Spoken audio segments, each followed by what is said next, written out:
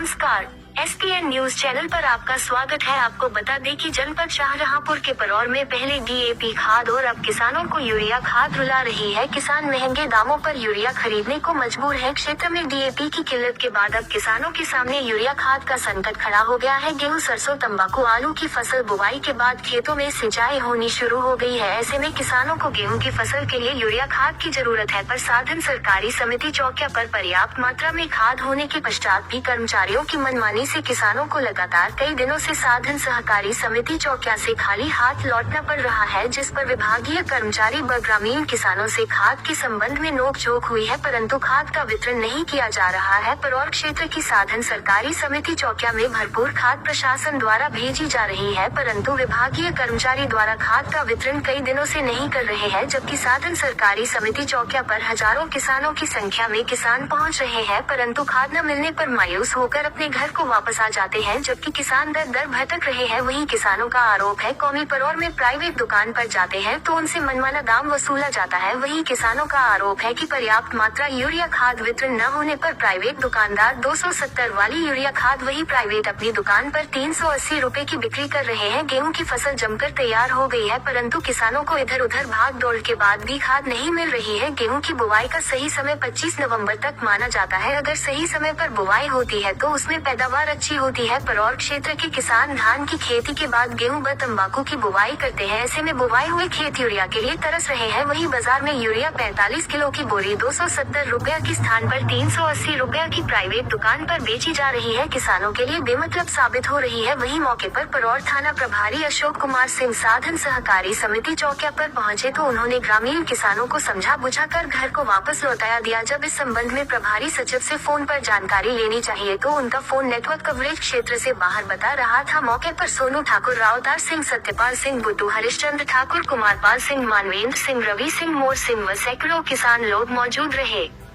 ESPN news channel के लिए परौर से रहीम खान के साथ शमशाद खान की रिपोर्ट।